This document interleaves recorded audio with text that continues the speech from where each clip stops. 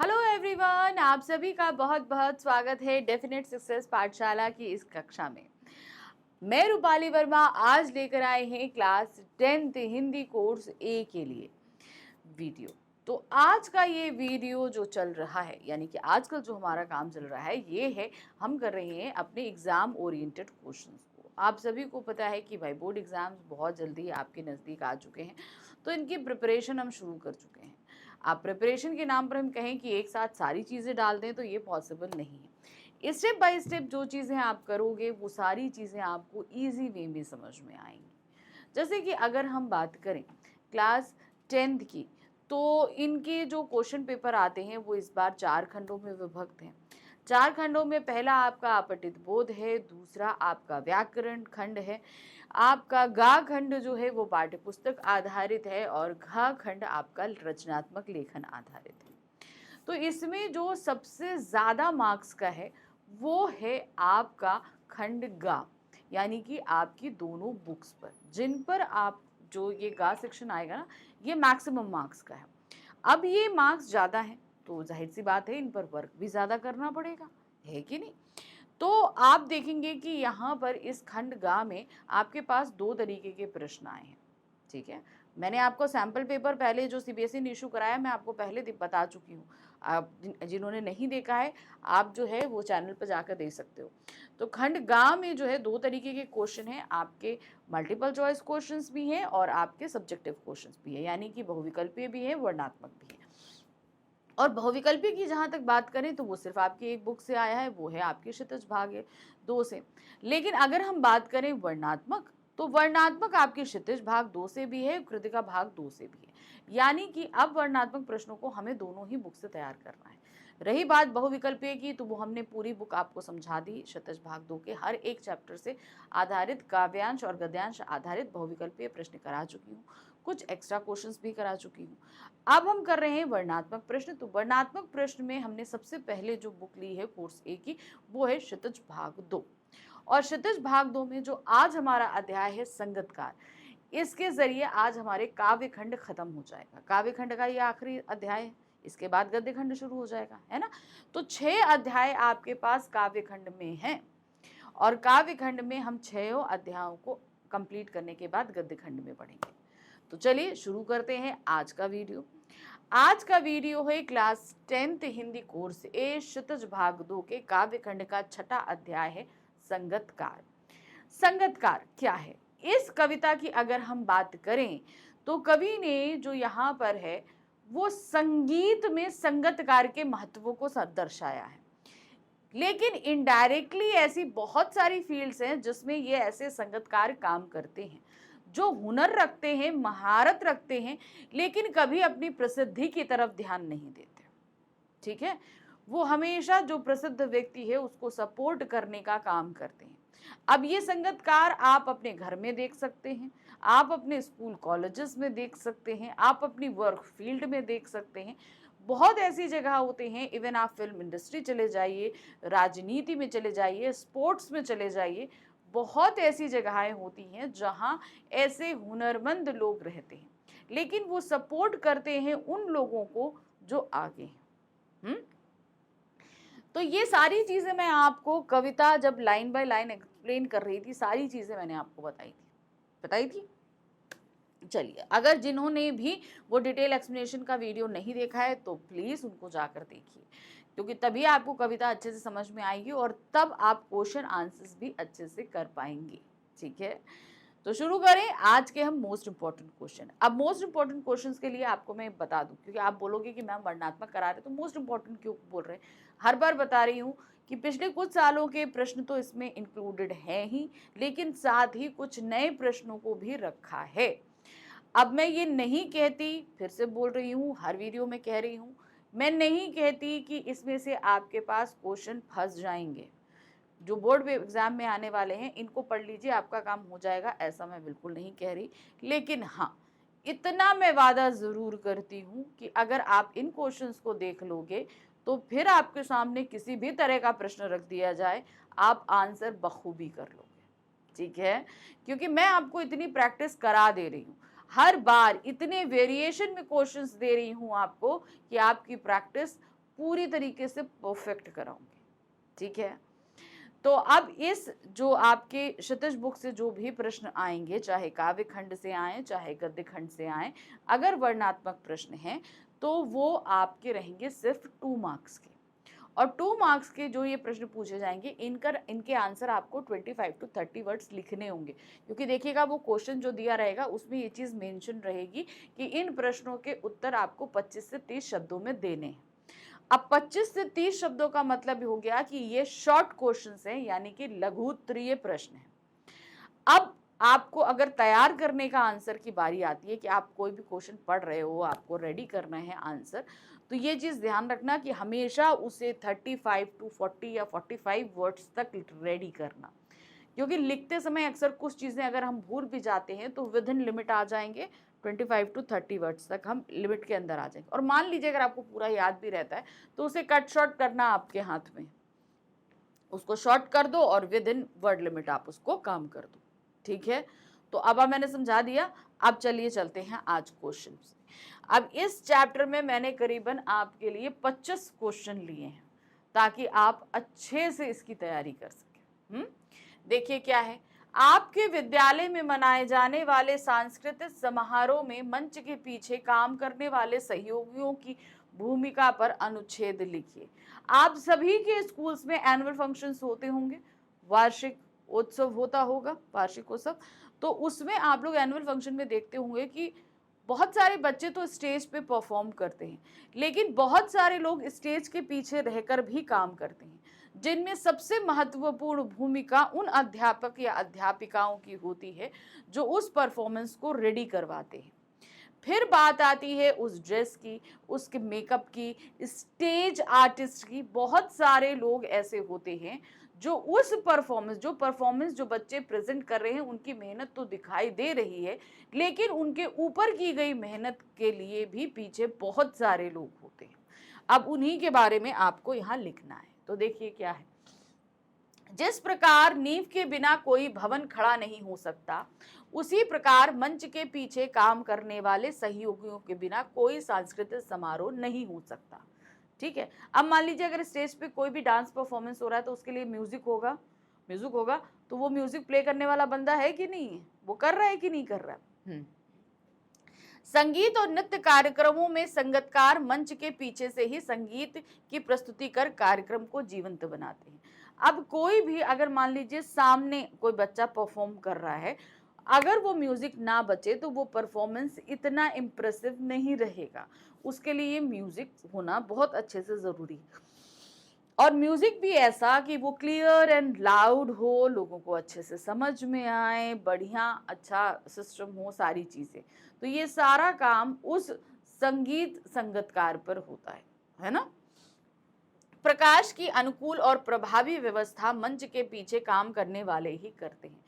जो light arrangements होती हैं, अब मान लीजिए जैसे मैं यहाँ पर खड़े आपको पढ़ा रही हूँ, भाई मेरा कैमरामैन अगर ठीक से कैमरा ना अरेंज करे, मेरा माइक सही ना हो, मेरी लाइट सही ना हो, तो आप मेरे को ना ठीक से सुन पाओगे ना देख पाओगे, ठीक है ना।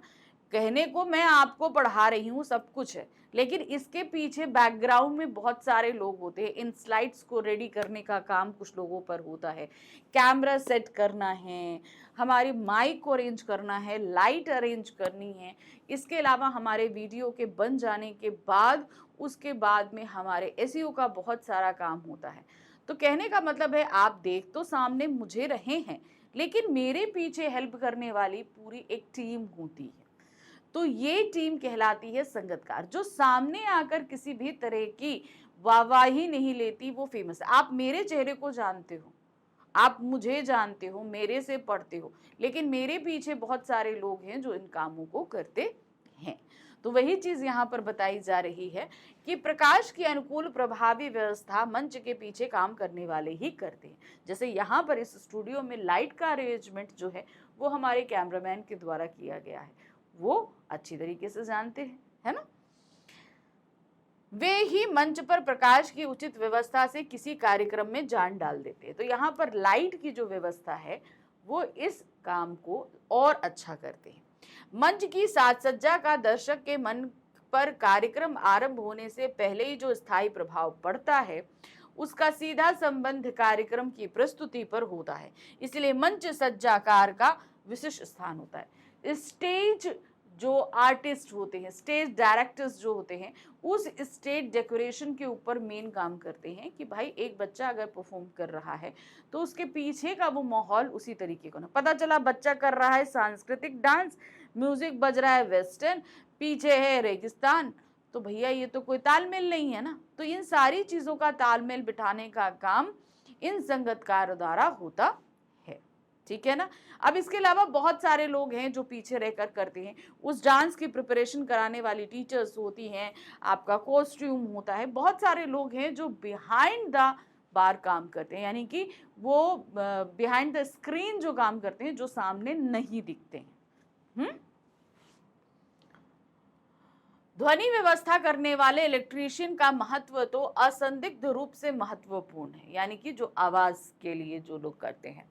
बिना उचित ध्वनि के कार्यक्रम संभव ही नहीं है। अगर ठीक से आवाज नहीं जाएगी तो वो अच्छा तरीके से प्रभाव कार्यक्रम डालेगा ही नहीं।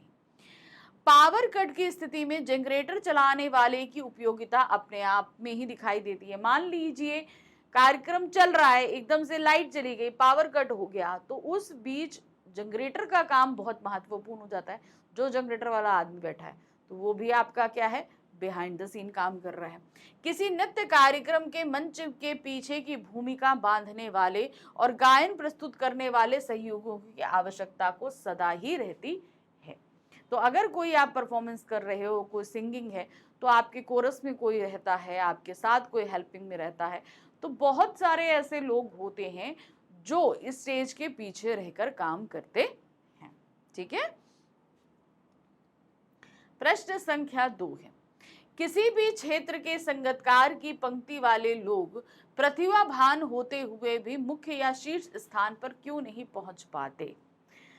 ये एक बहुत बड़ी बात है कि भाई जब आपके अंदर कैपेबिलिटी है तो आप क्यों नहीं दौड़कर रगड़कर आगे चलते हो, क्यों हमेशा लोगों को सपोर्ट करने का ही काम कर रहे हैं। सपोज अब ऐसे सोचो, जितने भी सपोर्ट करने वाले लोग हैं वो एक ही दौड़ में अगर शामिल हो जाएं तो क्या पॉसिबल है कि जो व्यक्ति दौड़ में शामिल है उसको भी तो हेल्प करने वाला कोई चाहिए ना। तो वही चीज यहाँ पर बताई जा रही है कि भाई संगीतकार की पंक्ति के जो लोग हैं वो प्रतिभावान होते हैं, लेकिन तब भी वो आगे निकलने या मुख्य या शीर्ष स्थान पर पहुंचने की जल्दी नहीं करते कि क्यों वो हमेशा किसी के पीछे रहने चाहते हैं। आगे क्यों नहीं निकल सकते, वो भी दौड़ में आगे निकल सकते हैं, तो क्यों नहीं हो सकता। किसी भी क्षेत्र में संगीतकार की पंक्ति वाले लोग प्रतिभावान होते हुए भी मुख्य या शीर्ष पर नहीं पहुंच पाते क्योंकि वह सामने ना आकर मुख्य पंक्ति में रहने वालों को विचलित होने पर सांत्वना देते हैं। क्या है, जो लोग, जैसे मैंने इस कविता में आपने देखा है कि जो मुख्य गायक है वो गाना गा रहा है, गाना गाते गाते वो एकदम से कहीं भटक गया है, उसका गला बैठ गया है, उस स्थिति में संगीतकार उसे हेल्प कर रहा है, ठीक है। अगर मान लो उस समय संगीतकार मुख्य गायक की आवाज से आगे निकल जाए, खुद अपनी मर्जी से गायन करने लगे तो भैया क्या होगा, वो मुख्य गायक जिसके लिए महफिल सजी है वो तो पीछे रह गया। लेकिन यहाँ पर जो संगीतकार है उसकी भूमिका महत्वपूर्ण हो जाती है क्योंकि वो क्या करता है, वो उस संगीतकार को हेल्प कर रहा है। क्या कर रहा है, हेल्प कर रहा है ताकि वो वापस से इस महफिल की जान बन सके। चरम शिखर पर पहुंचने के बाद लड़खड़ाने पर उसे सहयोग देते हैं। इस तरह के अनेक मानवीय गुणों के कारण वे शीर्ष पर नहीं पहुंच पाते। उनके पास जो मनुष्यता है, मानवता है, ये क्या है, वो उन्हें आगे नहीं जाने देती। कहने का मतलब, अब जैसे हम रास्ते से जा रहे हैं, ठीक है, हम रास्ते से जा रहे हैं, हमारे अंदर ये बात है कि भाई हमारे अंदर वो मानवीय गुण है कि दूसरों की हेल्प करो, दूसरों को अगर तकलीफ में है तो सारी चीज़ें उनको करो। अब मैं रास्ते से जा रही हूँ, रास्ते में जाते समय मैंने देखा कि भाई अरे एक व्यक्ति गिर गया है, लेकिन मुझे ऑफिस पहुँचने की बहुत जल्दी है, ठीक है, मैं ऑफिस आ रही हूँ, ऑफिस पहुँचने की मुझे बहुत जल्दी है कि मेरे लिए एक एक सेकंड कीमती है। लेकिन मैंने देखा कि भाई एक बुजुर्ग व्यक्ति जो है वो गिर गया है, तो मेरे अंदर का वो जो गुण है, जो परोपकारी भावना है या मानवता है, वो मुझे सबसे पहले कहेगी कि उस व्यक्ति को उठाओ। ऑफिस में 5-6 मिनट लेट भी हो जाओगे तो कोई बड़ा पहाड़ नहीं टूट पड़ेगा, है ना। तो ये चीज है, मुझे आगे बढ़ने जो, और जिनके अंदर ये आगे बढ़ने की दौड़ होती है वो उस गिरे हुए व्यक्ति को देखकर भी आगे निकल जाएगा, रुकेगा नहीं। ये चीज होती है। तो ये गुण होते हैं जो उन्हें इस दौड़ में हमेशा पीछे रखते हैं और मानवता में आगे रखते हैं। प्रश्न संख्या 3 है, गायकों को गायन के दौरान कौन कौन सी कठिनाइयां आती हैं? अब कविता के आधार पर आप इसको बताइए। भाई गायक क्या होता है? गायक शुरू करता है, जहां मुखड़े से शुरू कर रहा है, जब अंतरे तक पहुंचता है तो वो मदमस्त होकर कहीं इधर उधर भटक जाता है, मुखड़े की तान से वो कहीं हट जाता है, या कभी जो है अगर बहुत ऊंचे सुर में गा रहा है तो उसका गला बैठने लगता है, वो इधर उधर सुरों को भटक जाता है, वो कहीं अपनी मस्ती में खो जाता है। ऐसी बहुत सारी चीजें एक संगीतकार के साथ में होती हैं। देखिए क्या है, गायकों को गायन के दौरान अनेक कठिनाइयां होती हैं। कभी कभी ऊंचा स्वर उठाते समय उनका गला बैठ जाता है। जाहिर सी बात है, जैसे मैं आपसे बोलती हूँ, मैं आपको बराबर पढ़ाती हूँ, अगर मान लीजिए मैंने 1 घंटा लगातार या 1.5 घंटा लगातार पढ़ाया तो मेरा गला बैठने लगता है, ठीक है, तो मुझे ब्रेक लेना पड़ता है। सिंपल सी एक चीज़ है कि मैं ब्रेक लेती हूँ। तो उसी तरीके से गायक होता है। अब जब गायक गा रहा है बहुत ऊंचा, मेरे को तो इतना ऊंचा आप लोगों को बोलना नहीं पड़ता, क्योंकि भाई मेरा माइक तो मेरे पास में है, तो मैं धीमी आवाज में भी बोलूंगी तो आपको सुनाई दे जाएगा। लेकिन गायक को तो सुर बहुत ऊंचे नीचे लगाने पड़ते हैं, तो उस बेचारे का गला बैठ जाता है, बैठता है ना। तो वही चीज है, गला बैठता है। कभी गाने की शक्ति समाप्त हो जाती है, कभी कभी गायन का प्रोग्राम इतना लंबा हो जाता है कि हम कभी थके होते हैं या इच्छा नहीं है, तो गाने की एक जो ताकत होती है वो कहीं ना कहीं खत्म होने लगती है। कभी उत्साह मंद पड़ जाता है, हमारे अंदर का जो एक्साइटमेंट है वो डाउन पड़ने लगता है। कभी स्वर टूटने लगता है, यानी कि बीच में जो भाई एक स्वर के बाद दूसरा स्वर उठाया जाता है तो उसके बीच वो मिलाप नहीं हो पाता है। कभी आलाप करते करते गायक मस्ती में इतना खो जाता है कि उसे गीत का मूल स्वर भूल जाता है। कभी कभी वो अपने गायन में ही इतना मस्त हो जाता है कि भैया कहाँ से हमने सुर को उठाया था और हम कहाँ पहुंच गए, तो उसे वापस अगर उस सुर में आना हो तो उसको बड़ी प्रॉब्लम होती है। इस प्रकार वह भटक जाता है। तो समझ में आया क्या होता है? वो इधर से उधर भटक जाता है। ऐसी बहुत सारी प्रॉब्लम होती है। एक्चुअल में जो सिंगर्स हैं, अगर आप उनसे बात करोगे, हो सकता है आपकी पहचान में कोई ऐसा हो जो गाना वाना गाता हो, तो कभी पूछना कि जब आप लाइव स्टेज परफॉर्मेंस करते हो तो आपको कैसी कैसी प्रॉब्लम्स आती है, तो आपको समझ में आएगा। क्योंकि देखिए, उसको गाना पसंद है, सिंगिंग पसंद है, इसलिए वो इस फील्ड में आया है। सिंपल सी बात है, हमेशा अपने पसंद की फील्ड हमें चुननी चाहिए। तो जाहिर सी बात है, उस व्यक्ति ने अगर उस फील्ड को पसंद करता है, उसमें आया है, तो फिर वो गाते हुए मदमस्त भी होगा, इधर उधर भटक भी जाएगा, खो भी जाएगा, कभी इतना मगन होके गाएगा कि गला बैठ जाए। और कभी कभी हमारा मनपसंद काम भी हमें करने का मन नहीं करता, हमारी तबीयत नहीं ठीक होती है या मन ठीक नहीं होता है। तो ऐसी बहुत सारी परेशानी होती है कि जिस समय हम ये सारी परफॉर्मेंस सुचारू रूप से नहीं कर पाते। जैसे मेरे साथ ले लीजिए, वैसे तो मैं आपको डेली पढ़ाती हूँ, लेकिन कभी कभी मेरी तबीयत भी नहीं ठीक होती है।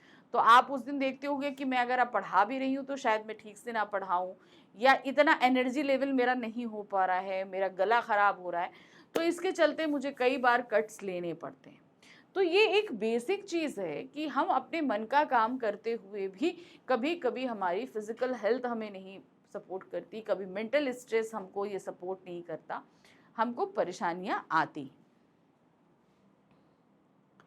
प्रश्न संख्या 4 है, सप्तक किसे कहते हैं? इसके कितने भेद होते हैं? सप्तक 7 सुरों का समूह होता है। ध्यान रखिए, सप्तक क्या होता है? 7 सुरों का समूह होता है। सा, देखिए यहाँ गिनिए, सा रे गा मा पा धा नी, फिर उस सा तो फिर स्टार्टिंग से हो जाएगा ना, तो कितने हो गए? 7 हो गए। तो ये क्या होते हैं? 7 सुरों के स्वर को सप्तक कहा जाता है, जो हम सारेगामा पढ़ते हैं। तो देखिए क्या है, संगीत के क्षेत्र में सप्तक का अत्यधिक महत्व है। हो सकता है, देखिए मैं भी संगीत की इतनी नॉलेज नहीं रखती हूँ, मुझे भी इतना नहीं पता है, तो जो कोई आप में से रखता हो उन्हें पता होगा भाई सप्तक क्या होता है। तो यहाँ पर जितना लिखा गया मैं उसी को समझ पाई हूँ। संगीत के क्षेत्र में सप्तक यानी कि इन 7 सुरों का बहुत ही ज्यादा महत्व होता है। सप्तक का अर्थ है 7 का समूह, 7 शुद्ध स्वर, एकदम अच्छे शुद्ध स्वर, इसीलिए यह नाम पड़ा। लेकिन ध्वनि की ऊंचाई और निचाई के आधार पर संगीत में 3 तरह के सप्तक माने गए हैं। भाई संगीत वही सारे गा मा मतलब सा रे गा मा पा धा नी सा। अब इसी को ऊपर से ले आओ, सा रे गा मा, नीचे चला जाएगा सा रे, ऊंचे से गा लो।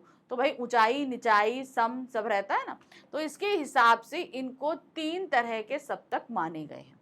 यदि साधारण ध्वनि है तो उसे मध्यम सप्तक कहते हैं, यानी कि जिसे सम कहते हैं।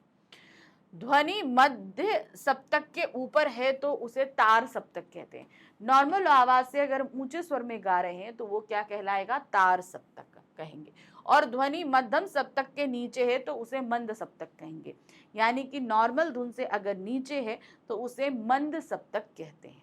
बस सब में होते 7 स्वर हैं, कोई ऊंचा गाया जा रहा है, कोई सम गाया जा रहा है, कोई मध्यम गाया जा रहा है। ठीक है, चलिए प्रश्न संख्या 5 है, संगतकार अपने स्वर को ऊंचा ना उठाने का प्रयास क्यों करता है। अब कविता के आधार पर देखें तो यहाँ पर जो है वो क्या है, सप्तक सॉरी संगीतकार जो है वो मुख्य गायक से अपनी आवाज ऊंची नहीं उठाता। आप उसकी उठती हुई आवाज में एक कंपन, एक दबिश देखोगे, क्योंकि वो गाता अच्छा है लेकिन वो कहीं ना कहीं मुख्य गायक से अपनी आवाज को धीमा रखता है। इसका सबसे बड़ा रीजन ये है कि भाई ये पूरी महफिल उस मुख्य गायक के लिए सजी है। किसके लिए सजी है, मुख्य गायक के लिए सजी है। अब अगर वो अपना स्वर मुख्य गायक की आवाज से ऊंचा करेगा तो मुख्य गायक की आवाज दब जाएगी, तो जो कि गलत है ना। तो यहाँ पर ये उसका गुण है, क्योंकि वो मुख्य गायक का साथ देने के लिए बैठा हुआ है, ना कि उसके जैसे गाने के लिए। इसलिए वो अपनी आवाज को हमेशा नीचे रखता है। और ये उसकी मानवता भी है, उसका अच्छा गुण भी है। संगतकार अपने स्वर को ऊंचा ना उठाने का प्रयास इसलिए करता है ताकि मुख्य गायक की श्रेष्ठता बनी रहे। क्या बनी रहे, मुख्य गायक की श्रेष्ठता, क्योंकि वो महफिल उस मुख्य गायक के लिए तो उसकी श्रेष्ठता बनी रहनी चाहिए, तो वो बनी रहती है। संगतकार भी संगीत में अत्यंत प्रवीण होता है। अब ऐसा नहीं है कि जो सपोर्ट कर रहा है संगतकार वो एवे ही है, वो भी भाई उसको अगर मुख्य गायक का संगतकार बनाया गया है तो उसका मतलब वो भी संगीत में पारंगत है, वो भी बहुत अच्छा गायन कर लेता है। परंतु गायक की गरिमा को ध्यान में रखकर मानवीयता दर्शाते हुए अपने स्वर को धीमा रखता है। अब वो मुख्य गायक की बहुत ज्यादा इज्जत करता है, वो जानता है ये महफिल मुख्य गायक के लिए है, इसलिए वो किसी भी कंडीशन में अपने स्वर को मुख्य गायक के स्वर से ऊंचा नहीं होने देता है। प्रश्न संख्या 6 है, गाया जा चुके राग को फिर से गाने की पृष्ठभूमि किस प्रकार तैयार होती है। एक्चुअली क्या है ना, कभी कभी संगीतकार जो मुख्य गायक जो होता है वो गाते गाते बहुत आगे सुर में निकल जाता है और फिर उलझ जाता है कि अरे ये सुर तो हम गा चुके हैं, फिर से कैसे गाएं। तो यहाँ पर संगीतकार उसे ढांढस बंधाता है कि भाई कोई बात नहीं, अगर ये सुर गाया जा चुका है तो फिर से गाया जा सकता है। ऐसा तो नहीं है कि भाई एक बार गाया जा चुका तो दोबारा ना गाया जा सके। तो यहाँ पर इसकी पृष्ठभूमि किस प्रकार तैयार होती है, देखिए। मुख्य गायक जब किसी राग को गा चुका होता है, मान अब मुख्य गायक का काम है करना, मुखड़ा शुरू किया, अंतरा आया, उसके आगे गाते गाता चला जाता है। अब उसमें कई सुर वो गा चुका है, अब वो हो सकता है मध्यम सप्तक हो या मंद सप्तक हो या तार सप्तक हो, कोई भी हो, वो गा चुका होगा। ठीक है, अब तब संगीतकार पीछे से गाता हुआ सुर को ऐसी जगह पहुंचा देता है जहां से गायक पहले गा चुके राग को फिर से गा सके। अब बात क्या होती है, जैसे मान लीजिए हमने मुखड़ा शुरू किया, मुखड़ा हमने मध्यम सप्तक से शुरू किया, अंतरे में आए तार सप्तक लगाया, फिर मध्यम सप्तक मंद सप्तक लगाया।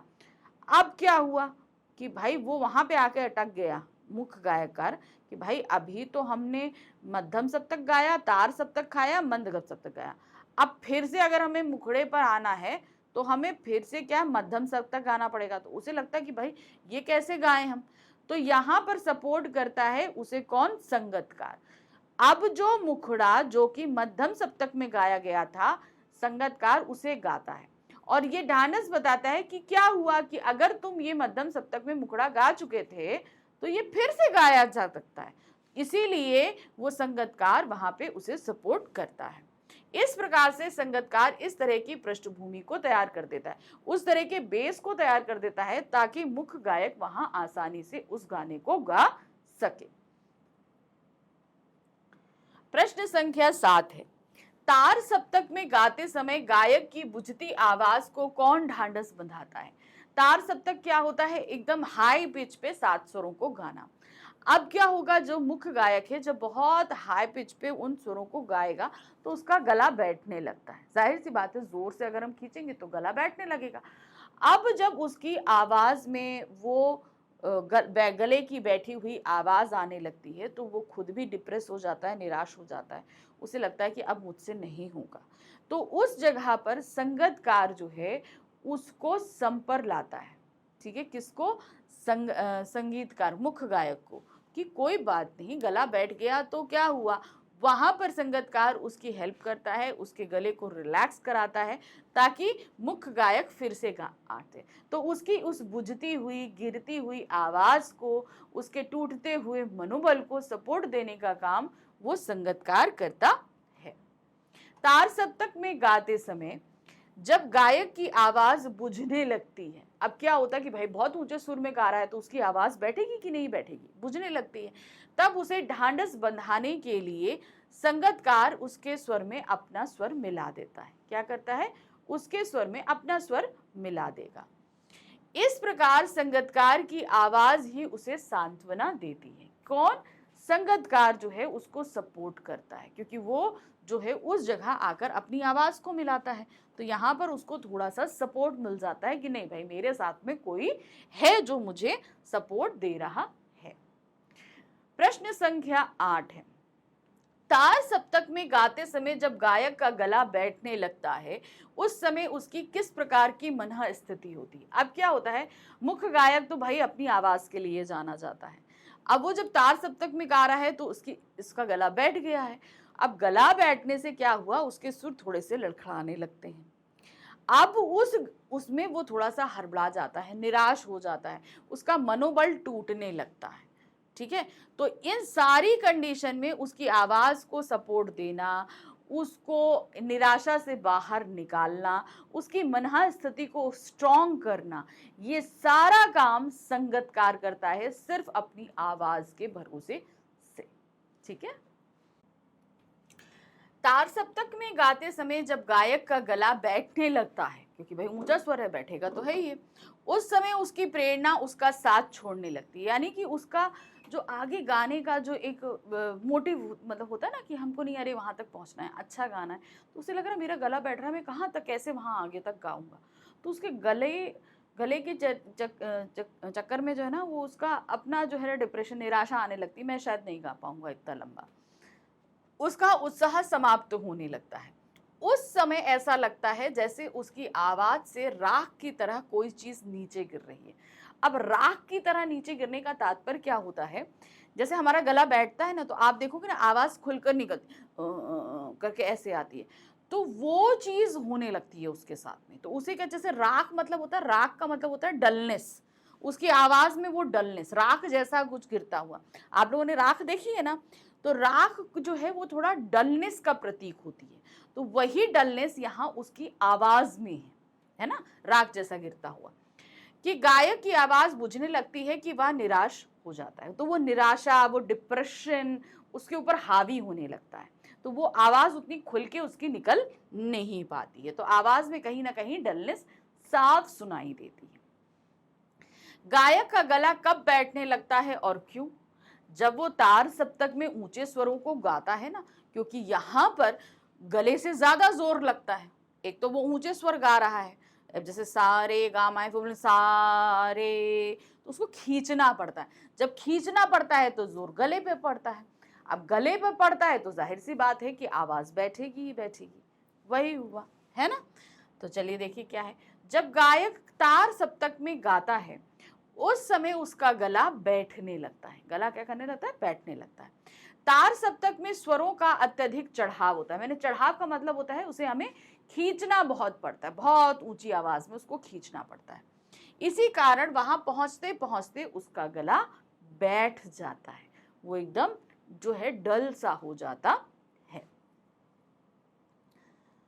प्रश्न संख्या 10 है, संगतकार द्वारा स्थायी को संभाले रखने की तुलना किन किन बातों से की गई है और क्यों।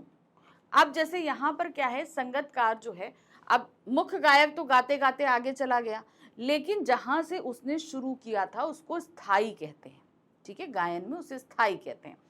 अब संगतकार जो है उस स्थाई को संभाले लगता है।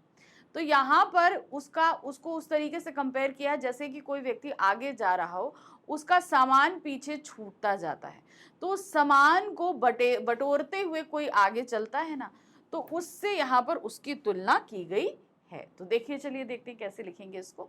संगतकार द्वारा स्थायिक को संभाले रखने की तुलना उसके द्वारा मुख्य गायक के पीछे छूटे हुए सामान को समेटने से की गई है, जैसे कविता में था।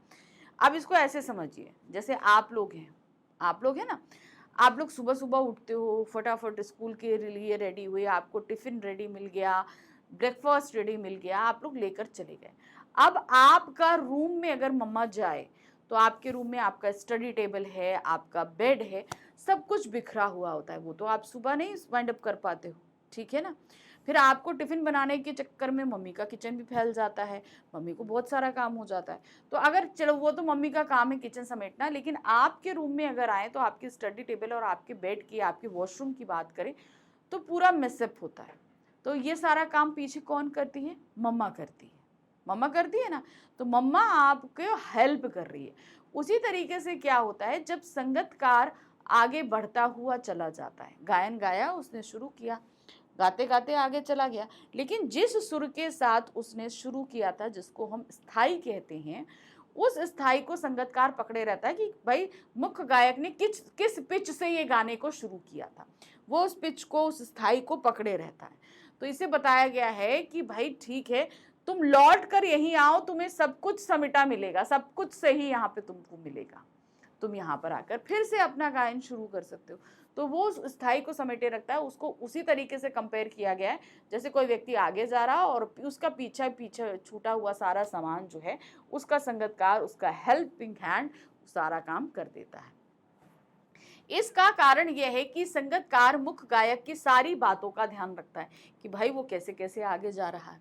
वह गायक के सुरों को सहेजने के साथ ही उसके व्यक्तित्व और उसके सामान तक को संभालने की जिम्मेदारी समझता है कि भाई तुम जो गा रहे हो वो बात अलग है, तुम्हारा गाना तुम्हारे व्यक्तित्व से मैच करना चाहिए, तुम्हारी जो अपनी पर्सनैलिटी है उससे मैच होना चाहिए। साथ ही साथ यहाँ पर सामान समेटने का तात्पर्य सीधे से ये है कि जिन चीज़ों को तुम गाते हुए आगे चले हो, तुम्हें वहाँ की पकड़ को ध्यान रखना है, क्योंकि तुम्हें अंतिम, भाई जिस मुखड़े से वो गाना शुरू हुआ है, अंतरे में चाहे जितना ऊंचा नीचा स्वर हो, लेकिन अंत तो हमें जहाँ उसी सुर पे जाकर उसी स्थाई पर करना है। तो वहां तक पहुंचाने के लिए संगतकार उस स्थाई को संभाले रखता है। जैसे जहां से शुरू किया था उसने मात्र, तो उसको सामान समेटने से उसकी कल्पना की गई है। इसी कारण ऐसी तुलना की गई है। मुख्य गायक के नौसिखिएपन के समय को याद दिलाने के साथ भी संगतकार द्वारा स्थाई या टेक संभालने की तुलना की गई। दूसरी बात, जब मुख्य गायक नौसिखिया था, यानी कि जब उसने नया नया गाना शुरू किया था, तब उसको जिस तरीके से वो गायन करता था, यहाँ पर संगतकार उसे उसी अपने नौसिखिएपन की याद दिलाता हुआ सा प्रतीत होता है। इसका कारण यह है कि मुख्य गायक जब नया नया संगीत सीख रहा होता है, तब भी वह सुर से भटककर ऐसे ही उलझाव में फंसता है। अब जैसे मान लीजिए हम ही हैं, मैंने जब टीचिंग स्टार्ट करी थी तो मैं भी बहुत, मतलब इतना अच्छा नहीं परफेक्ट पढ़ा पाती थी, अभी भी मैं परफेक्ट नहीं पढ़ा पाती, अभी भी बहुत सारी चीज़ों को मैं सीख रही हूँ। तो क्या होता है, हमसे शुरू में बहुत सारी गलतियाँ होती हैं, तो मुख्य गायक से भी बहुत सारी गलतियाँ होती थी। तो वहाँ पर वो जो गलतियाँ करता है, उस तरह की याद यहाँ पर संगतकार उसे दिलाता है कि ठीक है, जब तुम नौसिखिए थे तो तुम उस तरह की चीज़ें करते थे, आज भी कर रहे हो, कोई बात नहीं, तुम्हारी उन गलतियों को मैं संगतकार समेट लूँगा, मैं उसको सही कर दूँगा, ऐसा बताते हैं। प्रश्न संख्या 11 है, अंतरे की जटिल तानों के जंगल में गायक के खोने का क्या अभिप्राय है? आप लोगों ने कभी जंगल देखा है? कभी गए हैं आप? अगर नहीं गए हैं तो कभी आप मूवीज में कहीं पे भी देखा होगा, जंगल में ऐसा नहीं है सिर्फ घने घने पेड़ होते हैं, इवन जो नीचे जो झाड़ियां होती हैं उनसे गुजरना भी आसान है। बड़ी बड़ी घासें होती हैं, झाड़ियां होती हैं, ऊंची नीची जमीन होती है, सब कुछ होता है। तो क्या होता है कि अगर हम उस जंगल के अंदर प्रवेश करें, इन मुश्किल रास्तों को काटते हुए चले जाएं, तो वहां पे कोई लैंडमार्क्स नहीं होते, चारों तरफ एक जैसे पेड़ हैं। तो हम अंदर अगर चले जाएं तो हम भटक जाते हैं कि भाई कहाँ से घुसे थे, हम कहाँ आ गए हम, क्योंकि वहां पे कोई, मैंने जैसे बताया ना, कोई निशानी नहीं होती, कोई लैंडमार्क नहीं होता कि हमें कहाँ से कहाँ जाना है, इसलिए हम भटक जाते हैं। सिंपल सी एक चीज है। अब गायन करते समय क्या होता है कि जब गायक गाना शुरू करता है तो उसने शुरू तो कर दिया, ठीक है, लेकिन जब वो मुखड़े से शुरू कर रहा है और अंतरे, मुखड़ा और अंतरा मैं आपको इतनी देर से समझा रही हूँ, आपको समझ में आ गया होगा। मुखड़ा मतलब होता है फर्स्ट स्टैंजा, फिर अंदर के जो स्ट्रैंजर्स होते हैं वो आपके अंतरा कहलाए जाते हैं, ठीक है। अब मुख्य गायक ने मुखड़ा गाया, उसके बाद जब अंतरे में पहुंचता है तो वहां पे सुर बहुत ऊंचे नीचे होते हैं, कभी ऊंचे गए, कभी नीचे गए, फिर कभी कभी सम पे रहे, फिर एकदम नीचे चले गए, फिर ऊंचे चले गए। तो इस तरीके से वो कहाँ पर ऊंचा गा रहा है, कहाँ नीचा गा रहा है, कहाँ मध्यम गा रहा है, इन सारी चीजों को भटकते हुए वो आगे चलता चला जाता है। तो वो क्या होता है, इन अंतरे की, यानी कि अंदर गाने के अंदर के जो स्टैंजा हैं उनके ऊंचे नीचे जो स्वर लगते हैं वो उसमें कहीं ना कहीं भटक जाता है। उसे समझ नहीं आता कि अरे यहाँ पे मैंने क्या मध्यम स्वर गाया था या मध्य स्वर गाया था या आपका तार सप्तक गाया था, वो सारी चीजों में वो अटक जाता है, ठीक है। इसीलिए यहाँ पर अंतरों को जटिल तानों का जंगल कहा गया है। बहुत ही मुश्किल ऊंचे नीचे जो ताने होती हैं उसको जंगल बोला गया है। किसी भी गीत का प्रारंभ स्थाई अर्थात टेक से होता है, यानी कि हम सम से उसको शुरू करते हैं जहां एक होता है, ठीक है। अब एकदम से हम हाई से तो शुरू नहीं करेंगे, जाहिर सी बात है, मध्यम से ही शुरू करेंगे या मंद से शुरू करेंगे। स्थाई की लय सरल व मधुर होती है, जहां से हम शुरू कर रहे हैं वहां से बहुत आसान सी लय के साथ चलते हैं, उसमें सुर की जटिलता नहीं होती। परंतु जब अंतरा शुरू होता है तब उसके साथ ही सुर कठिन होने लगता है, यानी कि सुर में बहुत उतार चढ़ाव शुरू हो जाते हैं। अंतरे का गायन करते समय गायक को एक विशाल जंगल की भांति फैले जटिल तानों के साम्राज्य से होकर गुजरना पड़ता है। मतलब एक ऐसा मुश्किल कि उसे नहीं पता कि किधर जाना है, क्या करना है, इस तरह के तान होते हैं। यदि उसके सुर में थोड़ा सा भी भटकाव आता है तो वह सुरों की भूल भुलैया में उलझ जाता है। अगर वो जरा सा भी ना ध्यान दे तो वो एक भूल भुलैया है। आप कहाँ से गए, कौन सा सुर गाया, कितना नीचे गाया, कितना ऊंचा गाया, कितना सम में खाया, आप भटक जाओगे, उसी को भूल भुलैया कहा जाता है। यहाँ अंतरे की जटिल तानों के जंगल में गायक के खोने का अभिप्राय है। उसे फिर ये याद नहीं रहता कि भाई मैंने कहाँ से गाना शुरू किया था, कहाँ तक पहुंच गया, या कैसे मुझे आगे गाना है। तो ये उसके लिए एक मुसीबत का कारण बन जाता है और वो उस जंगल में भटक जाता है। प्रश्न संख्या 12 है, गायक अपनी सरगम को लांघ कर कहाँ चला जाता है और कैसे फिर वापस आता है। अब क्या होता है, गायक तो भाई उसे वो चीज पसंद है, वो गायक गाना गाते गाते भटक जाता है, यानी कि वो उतना ज्यादा मदमस्त हो जाता है कि उस सरगम को लांघ कर कहीं अपनी मस्ती में आगे गाता हुआ चला जाता है। अब उसको फिर उसी गायन तक वापस लाने का काम संगतकार करता है, क्योंकि संगतकार को पता है कि भाई गायक ने गाना कहाँ से शुरू किया था। गायक अपनी सरगम को लांघ कर भटकता हुआ एक अनहद में चला जाता है। अनहद यानी कि किसी जिसकी कोई हद ही नहीं है, उस हद को पार करते हुए आगे चला जाता है।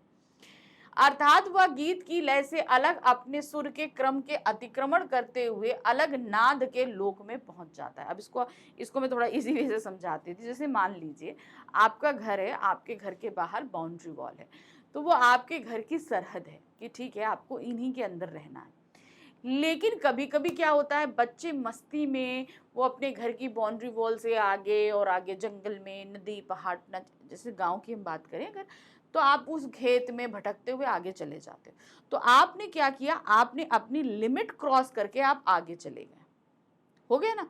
तो यही होता है अनहद, यानी कि आपकी जो हद थी उसका उल्लंघन करते हुए आप आगे चले गए।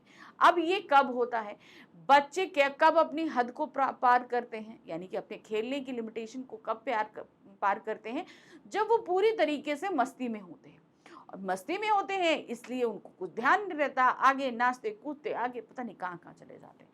उसी तरीके से मुख्य गायक जब गाना शुरू करता है, अब गाना तो उसको पसंद है, अब वो जहां से उसने शुरू किया करते करते वो इतना मदमस्त हो जाता है अपने गायन में कि उस संगीत समारोह की जो अपनी हद थी, जो आप गीत गा रहे थे, उससे कहीं आप अपने सुर आगे बनाते हुए आगे ना जाने कहां के कहां निकल जाते हैं। उस समय संगीतकार उस गीत के स्थाई का धीमे स्वर से गायन करता है। अब चूंकि क्या है, मुख्य गायक जो है गाते गाते गाते गाते जो भी जो भी वो गायन गा कर रहा था, मान लो कोई भी वो गीत गा रहा था, तो उस गीत की अपनी जो लिमिटेशन थी वो उसे क्रॉस करते अपने मन से वो आगे बढ़ गया। ठीक है, अब क्या है, संगीतकार को तो ये समझ में आ गया कि भाई मुख्य गायक भटक गए हैं, तो वो क्या करता है, वो धीरे से उसी गीत के स्थाई को गाना शुरू करता है जहां से उन्होंने गाना शुरू किया था, ताकि वो मुख्य गायक वापस वहीं तक आ सके, क्योंकि उसे पता ही नहीं, वो तो मस्त है अपने गायन में, उसे मजा आ रहा है, वो गाता चला जा रहा है। तो वही चीज तो संगीतकार करता है, धीरे से उस गीत को गाना शुरू करता है ताकि वो वापस वहां तक आ सके। उसी के टेक के आधार पर गायक पुनः अपने सुर में वापस आ जाता है। फिर जो संगीतकार जहां से उसने शुरू किया था वो सुनता है और फिर वो वहां तक वापस आ जाता है। प्रश्न संख्या 13 है, संगीतकार किन किन परिस्थितियों में स्थाई को संभाले रखता है? जब उसका गला बैठने लगता है तार सप्तक में तब, जब वो अपनी मस्ती में आगे निकल जाता है तब, जब वो सुरों से भटक जाता है तब। तो ऐसी कई कंडीशन हैं जहां संगीतकार गायन के स्थाई को संभाले रखता है ताकि मुख्य गायक उस जगह वापस आ सके।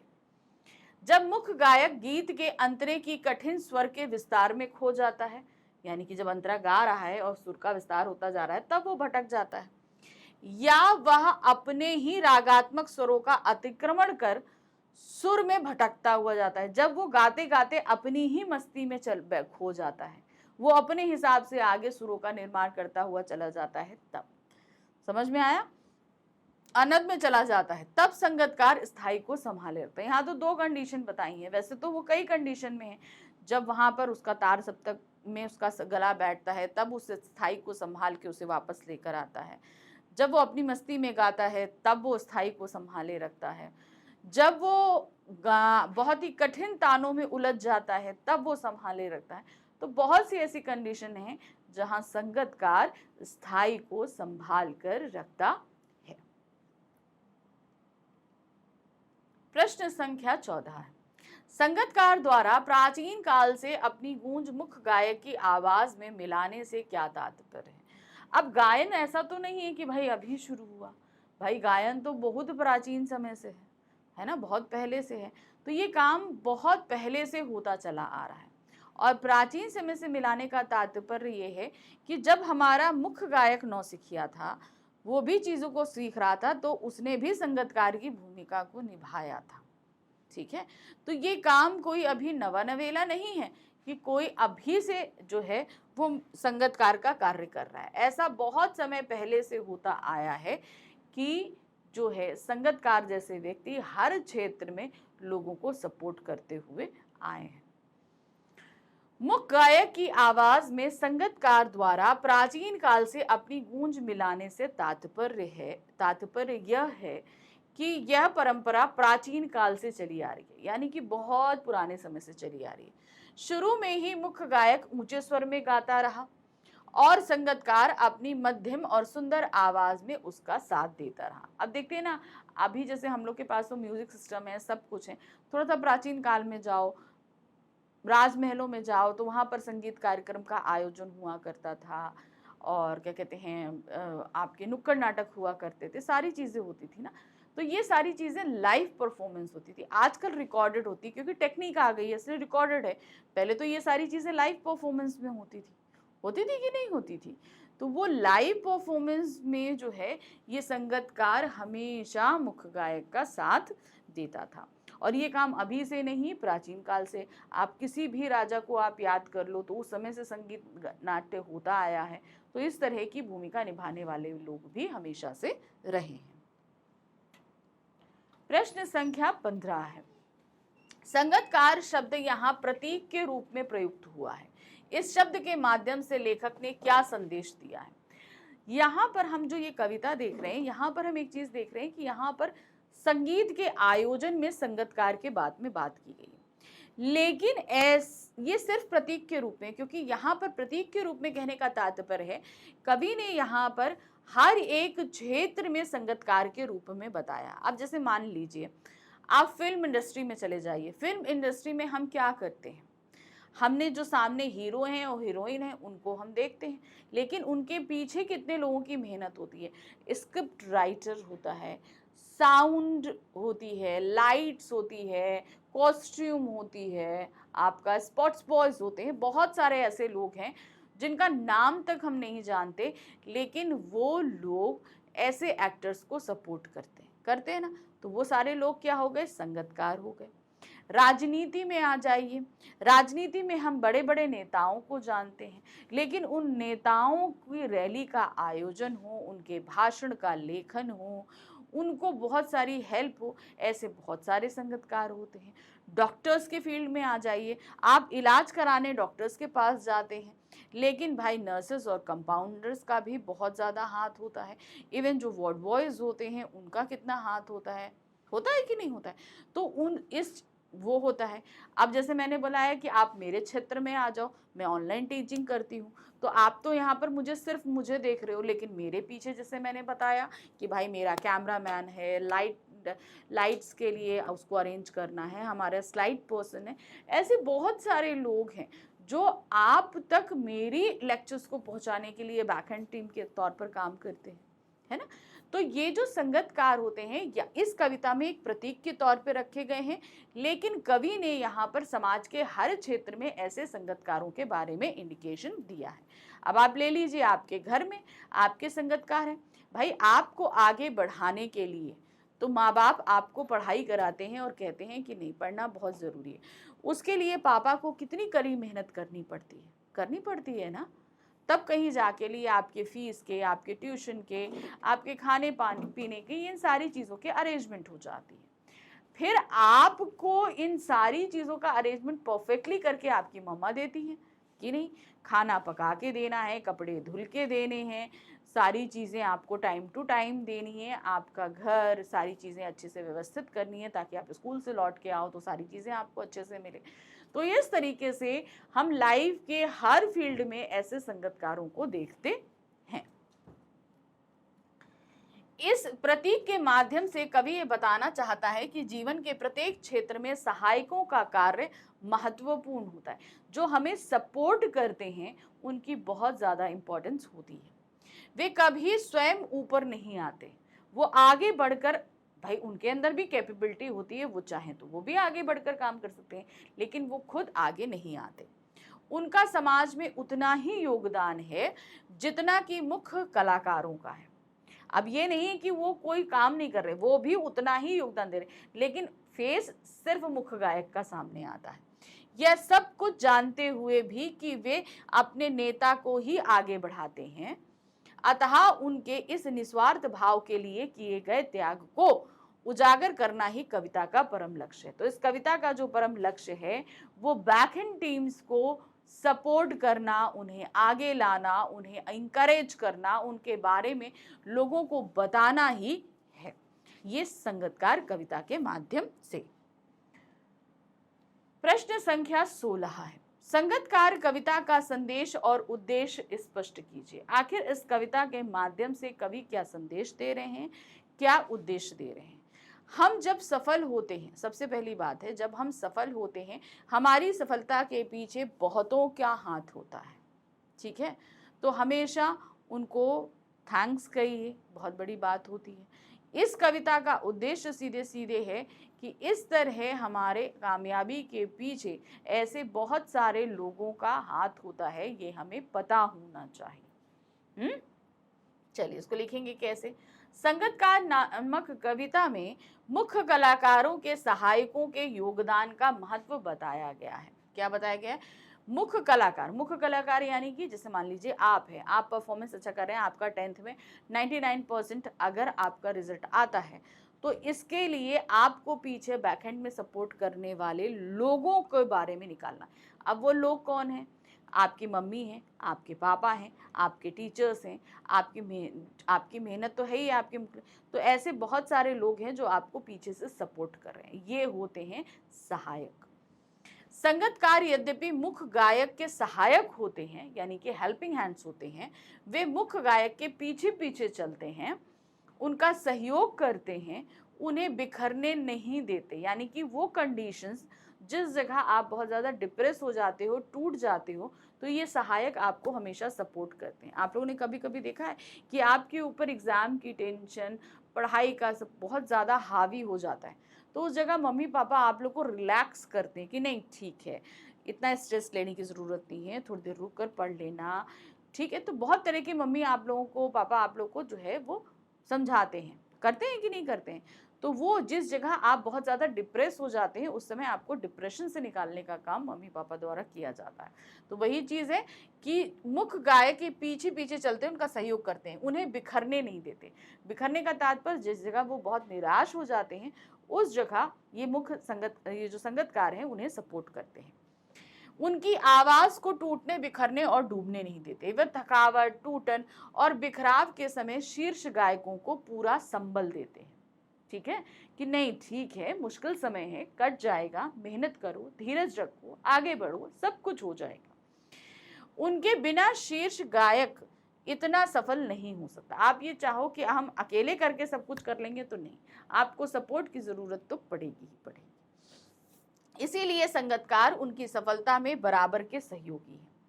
उन्हें पूरा सम्मान मिलना चाहिए, ठीक है। तो उन्हें पूरा सम्मान दीजिए कि नहीं भाई इतना आप अच्छे से कर रहे हो, सब कुछ है, आपने मेरी हेल्प करी है तो उनको दो। जैसे आप लोगों के घर में बहुत सारी मेट्स आती हैं जो मम्मा को काम के लिए हेल्प करती हैं, देखा है ना आप लोगों ने मेट्स के लिए।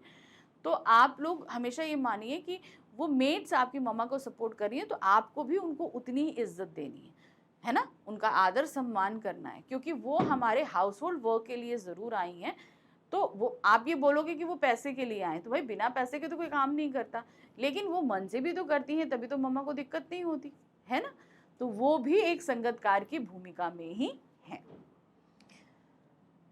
प्रश्न संख्या 17 है, संगतकार कविता के माध्यम से कवि ने किस प्रकार की संवेदनशीलता विकसित करने का प्रयास किया है? तो किस प्रकार की संवेदनशीलता यहाँ पर बताया है कि ऐसे लोगों के प्रति संवेदनशीलता, समाज के ऐसे लोगों के प्रति संवेदनशीलता जो हमें बहुत ज़्यादा सपोर्ट करते हैं। देखिए ऐसी समाज में जो होते हैं ना, जो लोग हमारे सिटी को या हमारे घर को साफ रखते हैं, अक्सर हम लोग उनसे ठीक से बात नहीं करते। देखा है ना, बहुत सारे लोग उन लोगों को धुतकारने वाला काम करते हैं।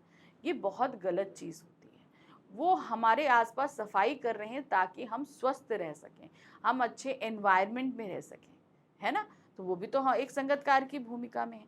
तो हमेशा जो लोग संगतकार की भूमिका में हैं और जो लोग मुख्य गायक की भूमिका में हैं, तो मुख्य गायक की भूमिका वाले लोगों को संगतकार वाले लोगों के साथ हमेशा अच्छे से पेश आना चाहिए, उनके साथ इंसानियत दिखानी चाहिए। संगतकार कविता में मुख्य गायक का साथ देने वाले संगतकार की भूमिका के महत्व का प्रतिपादन किया गया है। तो इसमें किस प्रकार की संवेदन, जो संगतकार मुख्य गायक को सपोर्ट कर रहा है उसके इम्पोर्टेंस को इस पूरी कविता में बताया गया है। इस कविता में कवि दिखाता है कि संगतकार देखने में बहुत साधारण कलाकार होता है, परंतु मुख्य गायक को सफलता दिलाने में उसका महत्वपूर्ण योगदान होता है। भाई एक मुख्य गायक की महफिल अगर सक्सेसफुल होती है, इसका कम बहुत बड़ा श्रेय जो है उस संगतकार को जाता है, क्योंकि वो जिस समय मुख्य गायक अपने गाने में टूट रहा था, बिखर रहा था, बहुत ज़्यादा स्ट्रगल कर रहा था, तो संगतकार उसे हर जगह सपोर्ट कर रहा था। गायक जब भी अपनी सरगम से भटक जाता है अथवा अंतरे के जटिल सुरों में खो जाता है, तब संगतकार ही स्थाई का गायन कर उसे वापस सही सुर में लेकर आता है। तो ये भी एक सबसे बड़ी संवेदनशीलता है कि भाई वो कंडीशन जिस जगह मुख्य गायक भटक रहा है, संगतकार उसे सपोर्ट करता है। तार सप्तक में जब मुख्य गायक स्वर के चढ़ाव के समय ऊंचाई तक पहुंचने में असमर्थ हो जाता है, तब संगतकार उस स्वर को गाकर उसे संभाल देता है। ठीक है, जब वो बहुत मुश्किल में आ गया तब भी संगतकार ने हेल्प दी। इतना सब कुछ होते हुए भी संगतकार अपने स्वर को मुख्य गायक के स्वर से धीमा ही रखता है ताकि मुख्य गायक की श्रेष्ठता बनी रहे। भाई वो हर जगह मुख्य गायक को सपोर्ट कर रहा है, तो पल को मन करता है कि भाई मैं ही मुख्य गायक बन जाऊं, लेकिन ऐसा नहीं है। वो हमेशा अपने स्वर को नीचे ही रखता है, क्योंकि वहां उसे इंपॉर्टेंस देनी है मुख्य गायक। अत्यधिक योग्य होते हुए भी गायक को उच्च स्थान देना संगतकार की विफलता नहीं बल्कि उसकी मनुष्यता का परिचय है। आप ये समझो कि वो इतना ज्यादा सपोर्ट कर रहा है लेकिन तब भी पीछे है, तो ये उसकी असफलता नहीं है, ये उसकी मानवता है कि वो अपने आप को पीछे रख के दूसरों को आगे बढ़ा रहा है। इसी प्रकार ये कविता हमें संदेश देती है कि प्रसिद्धि प्राप्त करने वाले लोगों की सफलता में अनेक दूसरे लोगों की भी महत्वपूर्ण भूमिका होती है। हमें उनकी महत्ता के प्रति भी संवेदनशीलता का परिचय देना चाहिए। आप जब सफल हो जाओ, ठीक है, हम कहते हैं ना, हम जब सफल हो जाएं, हम जब अच्छे हो जाएं, तो हमें कभी भी उन लोगों को नहीं भूलना चाहिए जिन्होंने हमें इस रास्ते में आगे बढ़ने में सपोर्ट किया है। ठीक है, बहुत सारे लोग कह रहे हैं भाई मैंने पढ़ाई करी है, मैंने अपने दम पर नौकरी पाई। आपने अपने दम पर कुछ नहीं किया है। आपको अगर अब आपके माँ बाप का, आपके टीचर्स का सपोर्ट नहीं होता तो आप आगे नहीं बढ़ सकते थे। ठीक है, आप आगे जब जॉब करोगे तो भी आपके घर वालों का सपोर्ट रहेगा पीछे से, है ना। थक कर आओ, आपको खाना गरम गरम मिल रहा है तो ये मम्मा का सपोर्ट है। नहीं तो सोचो अकेले रहो, थक कर आओ, घर में जो बनाओ, जैसा अंट संट जला बड़ा बने खाओ, है कि नहीं। तो हमेशा ऐसे लोगों के प्रति कृतज्ञ रहना चाहिए, संवेदनशील रहना चाहिए कि इन लोगों ने आपकी मदद करी है। प्रश्न संख्या 18 है, कविता के भाव सौंदर्य पर प्रकाश डालिए। अब आपको पूरी कविता में जो भाव निकल कर आ रहा है वो बताना है। ठीक है, चलिए देखें कैसे लिखेंगे। यहाँ कवि ने बताया है कि मुख्य गायक की सफलता में अनेक लोगों की महत्वपूर्ण भूमिका होती है। अभी अनेक लोग में आप देखिए, संगतकार तो उसे गाने में सपोर्ट कर रहा है, लेकिन पीछे म्यूजिकल जो है इंस्ट्रूमेंट्स भी बज रहे हैं, तबला बज रहा है, सितार बज रहा है, बांसुरी बज रही है, बहुत सारे लोग हैं। फिर जहाँ वो स्टेज परफॉर्मेंस कर रहा है वहाँ लाइट का भी अच्छा प्रबंध है, साउंड का अच्छा प्रबंध है, शांति बनी हुई है। तो इस तरीके से वो उस महफिल को सफल बनाने में बहुत सारे लोगों का योगदान रहता है। संगतकार का कार्य मुख्य गायक की गरजदार आवाज में अपनी गूंज मिलाना है। मुख्य गायक तो बहुत स्ट्रांग है, चट्टान जैसी आवाज है, लेकिन कांपती हुई आवाज किसकी है? यहाँ पर संगतकार की। उसके स्वर को और अधिक बल देकर ऊपर उठाना है। अतः संगतकार का मुख्य गायक के साथ प्रिय अनुज जैसा संबंध होता है। तो ये पूरा सौंदर्य भाव निकल के आया, यानी पूरी कविता को में जो भाव निकल रहा है, जो फीलिंग्स निकल रही हैं, उनको हमें व्यक्त करना है। ठीक है, कि क्या चीज आपने इस पूरी कविता को पढ़ने के बाद महसूस किया है। प्रश्न संख्या 19 है, क्या दिया गया है? संगतकार के साथ साथ गायक का संबंध बताते हुए या का प्रयोग क्यों किया गया है? अब यहाँ पर क्या है, एक लाइन है ना कि ये मुख्य गायक का छोटा भाई है या दूर से आया हुआ रिश्तेदार या कोई शागिर्द, क्योंकि कवि को ये नहीं पता है कि वो व्यक्ति कौन है एक्चुअली मुख्य गायक का। भाई दूर से आया रिश्तेदार है, शागिर्द है या छोटा भाई है, क्योंकि वो बहुत ही तन्मयता के साथ मुख्य गायक का सपोर्ट कर रहा है। तो जब जिस तन्मयता के साथ लग कर रहा है तो उनको तो पहले लगता है कि जरूर कोई इसका रिश्तेदार है, यानी कि बहुत करीबी है, तो छोटा जो है वो भाई हो सकता है। फिर दूसरी पल उसको लगता है कि नहीं, हो सकता है शागिर्द हो जिसे मुख्य गायक गाना सिखाते हो। फिर उन्हें लगता है कि नहीं, हो सकता है दूर से कोई पैदल चलकर आने वाला रिश्तेदार हो जो बहुत गरीब है और जो है इनकी मदद कर रहा है ना। तो यहाँ पर कवि खुद कंफर्म नहीं है कि वो संगीतकार मुख्य गायक के किस रिलेशन में आता है। कवि को गायक और संगीतकार के संबंधों का ठीक ज्ञान तो नहीं है कि दोनों के बीच क्या संबंध है, ये चीज उन्हें पता नहीं है, किंतु उनके संबंधों को देखकर एक अनुमान लगाता है। सिर्फ एक मतलब उस सोच रहा है कि भाई ये ऐसा हो सकता है, उसको इस चीज का अनुमान लगा रहा है। ये उस अनुमान के अनुसार संगीतकार गायक का कोई बहुत नजदीकी प्रियजन है, या तो उसका छोटा भाई है, या प्रिय शिष्य है, या दूर का रिश्तेदार है। तो समझ में आया मतलब क्या है ये चीज, क्योंकि वो बहुत ही तन्मयता के साथ उसके गायन में हेल्प कर रहा है, तो इसका मतलब क्या है कि कोई बहुत ही ज्यादा प्रिय होगा, इसीलिए वो ये सारे एजम्पशंस लगा रहा है कि या तो छोटा भाई है, या तो शिष्य है, या दूर से पैदल चलकर आने वाला कोई रिश्तेदार है। इसी अनुमान के कारण कवि या का प्रयोग कर रहा है। अब वो खुद श्योर नहीं है, इसीलिए वो 2-3 ऑप्शंस आपके सामने रख रहा है, ये वो या तो ये हो सकता है, या तो ये हो सकता है, या ये हो सकता है, इसीलिए उसने कई ऑप्शंस आपके सामने रख दिए। प्रश्न संख्या 20 है, अंतरे की जटिल तानों के जंगल से क्या तात्पर्य है। मैंने बताया ना कि जब कोई गीत शुरू होता है तो वह स्थाई से शुरू होता है। स्थाई में जो सुर लगते हैं वो बहुत ही सरल और आसान होते हैं, लेकिन जैसे जैसे हम जो है अंतरे मुखड़े से अंतरे में पहुंचते हैं, उस जगह तक सुर मुश्किल होते चले जाते हैं, कभी ऊंचे, कभी नीचे, कभी मध्यम। तो इस तरीके से जो मुख्य गायक है, जैसे कि हम लोग जंगल में भटकते हैं, वो मुख्य गायक उस अंतरे की जटिल तानों में उलझता चला जाता है, और फिर उसे ये याद नहीं रहता कि उसने ये गाना किस स्थाई से शुरू किया था।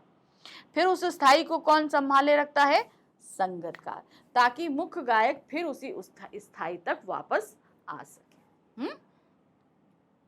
अंतरे की जटिल तानों के जंगल से तात्पर्य है गीत की मुख्य टेक के अतिरिक्त गीत के चरण की अन्य पंक्तियां, यानी कि मुखड़े के बाद अंतरे तक आइए, जिनके स्वर बहुत कठिन एवं अधिक होते हैं, क्योंकि वहां पर वेरिएशंस बहुत ज्यादा हो सकते हैं, इसलिए अंदर जो है सुर भी कठिन हो जाते हैं।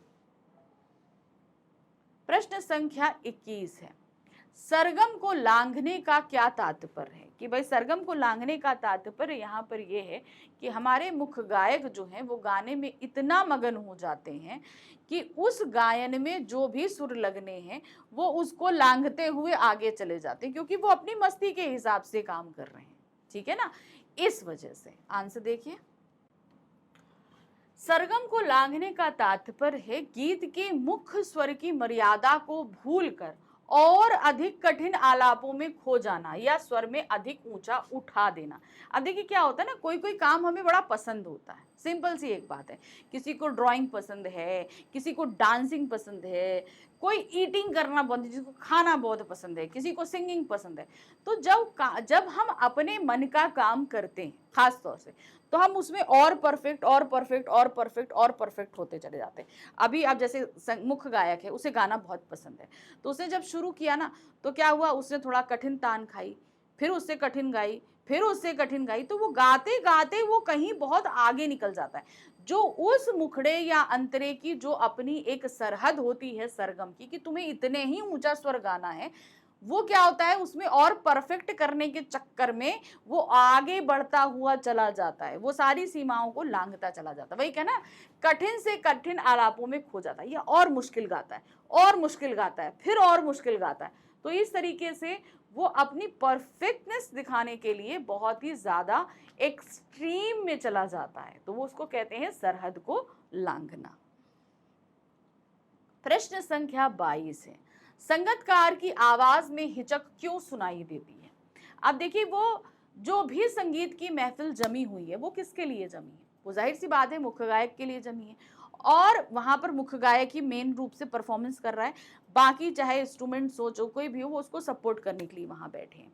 अब संगीतकार क्या कर रहा है कि भाई कोई अकेला अगर महफिल में गायन करे तो ज्यादा देर तक नहीं सस्टेन कर सकता, उसे कोई ना कोई मदद लगती है, जो जिस जगह वो थोड़ा सा अगर शांत हो, अपने गले को आवाज दे, तो उस समय कोई गा सके।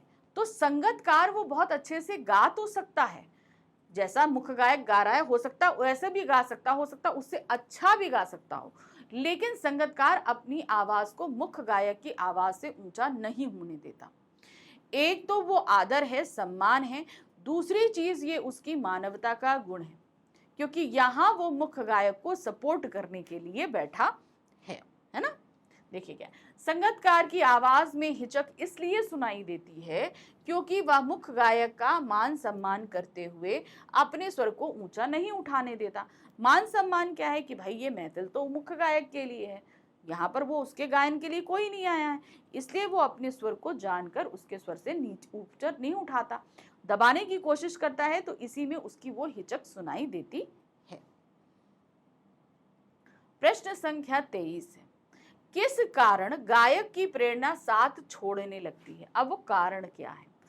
जिस समय तार सप्तक में वो बहुत ऊंचा स्वर लगाता है ना, तो उसका गला बैठने लगता है, उसे लगता है अरे अब मैं आगे का गाना नहीं गा पाऊंगा, अब कैसे महफिल में मेरी बदनामी हो जाएगी।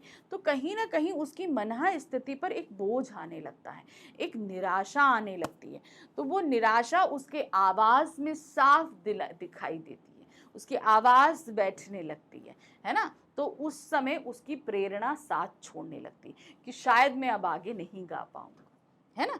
देखिए क्या है, ऊंचे स्वर में गाते रहने के कारण जब मुख्य गायक का गला बैठने लगता है, आवाज डूबने लगती है, तो उसकी प्रेरणा साथ छोड़ने लगती है। उसे लगता है कि अरे अब मैं आगे महफिल नहीं गा पाऊंगा, नहीं कुछ कर पाऊंगा, इसलिए उसकी आवाज दबने लगती है और उसकी प्रेरणा साथ छोड़ने लगती है। प्रश्न संख्या 24 है, वर्तमान में संगतकार जैसे व्यक्तियों की प्रासंगिकता स्पष्ट कीजिए। आज के समय में संगतकार जैसे लोग क्या हमारी समाज में हैं? आपको ये बताना है, उनका प्रसंग, उनकी मौजूदगी के बारे में बताना है। तो देखिए क्या है, भूत, वर्तमान या भविष्य काल हो, संगतकार जैसे व्यक्तियों की प्रासंगिकता हर काल में रही है। आप प्राचीन काल में चले जाओ, भूतकाल में चले जाओ, राजा महाराजा हुए तो राजा महाराजा के अपने राज्य को अकेले संभाल लेते थे, उनके सेनापति होते थे, मंत्री होते थे, सिपाही होते थे, सब मिलजुल कर राजकाज हर सारी रीतियां बनाते थे, सब चलता था। तो कहने के लिए राज होता था उस राजा का, लेकिन उसको सपोर्ट करने वाले संगतकार जैसे लोग बहुत थे। ठीक है, अब आप प्रेजेंट समय में आ जाइए, वर्तमान समय में। वर्तमान समय में आप अपना घर ले लीजिए, स्कूल ले लीजिए, आप आगे चल के किसी, अब भविष्य काल में आ जाइए, भविष्य काल में आप आगे चल के किसी भी ऑफिस में काम करोगे, कहीं पे भी जाओगे, आपके अंदर कोई हुनर है, आप कोई चीज करोगे, तो हमेशा आपको सपोर्ट करने वाले लोग रहेंगे, रहेंगे कि नहीं रहेंगे। तो कोई भी समय हो, संगतकार जैसे लोगों की भूमिका हर समय बनी रहती है। संगतकार ही वह व्यक्ति होते हैं जो प्रसिद्ध या महान व्यक्तियों की सफलता में अपना अदृश्य योगदान देते हैं, जिसे कोई देख नहीं सकता लेकिन वो हमेशा सपोर्ट करते हैं। ये लोग पर्दे के पीछे रहकर ऐसे व्यक्तियों को सफलता में विशिष्ट योगदान देते हैं, जैसे किसी अच्छे रेस्तरां के भोजन को स्वादिष्ट बनाने तथा उसे प्रसिद्ध दिलाने में बहुत सारे लोगों का योगदान होता है। जैसे एक रेस्टोरेंट है, आपको वहाँ का खाना बहुत पसंद है, तो आप कहोगे भाई उस रेस्टोरेंट में हम खाना खाने जाएंगे, लेकिन वहां पर उस खाने को बना कौन रहा है? शेफ बना रहा है। उस शेफ को सब्जियां कौन काट के दे रहा है? जो एक उसका हेल्पिंग हैंड होगा। तो उस का वहां का फूड फेमस करने के लिए उसके बैक एंड टीम में बहुत सारे लोग हैं, है ना। तो हमेशा कोई भी समय रहे, संगतकार जैसे लोग हमेशा अपनी प्रासंगिकता बनाकर रखे रहेंगे। प्रश्न संख्या 25 है, संगतकार कविता का प्रतिपाद्य स्पष्ट कीजिए। अब पूरी कविता में आपको किस किस फील्ड की तरफ ले जाया गया है, क्या क्या चीजें समझाने की कोशिश की गई है, सभी कुछ आपको यहाँ बताना है। देखिए कैसे लिखेंगे। सॉरी, संगतकार कविता उन व्यक्तियों के योगदान पर प्रकाश डालती है जो मुख्य व्यक्तियों की सफलता के लिए अपनी इच्छाओं की बलि देते हैं। यानी कि वो ये चाह रहे हैं कि भाई आप आगे चलो, मैं अपनी इच्छाओं को दबा लूंगा, है ना, मगर आप सफल हो जाओ। ठीक है, ये उनकी मानवता होती है। ठीक है, ये उनकी विफलता नहीं होती है। मुख्य गायक का साथ देने वाले संगतकार उसके गायन को और भी सुंदर बनाते हैं। तथा उसका उत्साह बनाए रखते हुए उसे अकेलेपन का एहसास नहीं होने देते, उन्हें इस चीज का एहसास नहीं होने देते कि आप अकेले हैं। ऐसे व्यक्ति प्रायः सभी क्षेत्रों में होते हैं, नृत्य हो, संगीत हो, खेल हो, राजनीति हो, उत्सवों में के आयोजन को सफल बनाने में अपना योगदान देते हुए आगे देखे जा सकते हैं। हमेशा कि आप दूसरे को सपोर्ट देने के लिए हमेशा ऐसे लोग आप देख सकते हैं। ये लोग अपनी महत्वाकांक्षा का त्याग कर अपनी मनुष्यता का अनूठा उदाहरण प्रस्तुत करते हैं। तो यहाँ पर इसका प्रतिपाद्य के तौर पे आपने क्या देखा ना कि इस कविता में आपको दिखाया और बताया क्या गया है ऐसे लोगों की प्रासंगिकता के बारे में, महत्व के बारे में, जो खुद तो अपने आप को पीछे रखते हैं लेकिन आप लोगों जैसे लोगों को जो सफल होना चाहते हैं, जिनके अंदर हुनर है, उन सभी को आगे लेकर चलते हैं। उसके लिए वो अपनी इच्छाओं को दबाकर, बलि देकर हमेशा आपके सपोर्ट में बने रहते हैं। तो ये रही हमारे काव्य खंड का अंतिम अध्याय, संगतकार के most important question. I hope आपको अच्छे से समझ में आया होगा किस किस तरीके के प्रश्न आएंगे। तो ठीक है, यहाँ पर हमारा ये मोस्ट इंपॉर्टेंट क्वेश्चन यहाँ खत्म हो गया। अब हम शुरू करेंगे अपना गद्य खंड, जो आप देखेंगे नेक्स्ट वीडियो से। गद्य खंड में हमारा क्लास 10th हिंदी कोर्स ए की क्षितिज भाग 2 का चैप्टर कौन सा है? वो है नेताजी का चश्मा। ये कहानी अपने आप में बहुत इंटरेस्टिंग रही, हम सभी ने पढ़ी है, लेकिन जिन्होंने नहीं पढ़ी है वो डिटेल एक्सप्लेनेशन में जाकर इस पूरी कहानी को पढ़ सकते हैं और समझ सकते हैं, क्योंकि अब हमें करना है इस चैप्टर के मोस्ट इंपॉर्टेंट क्वेश्चंस को। तो उसके लिए चैप्टर पढ़ के रेडी रहिएगा और हम मिलेंगे अपने नेक्स्ट वीडियो में। Thank you for watching, bye bye.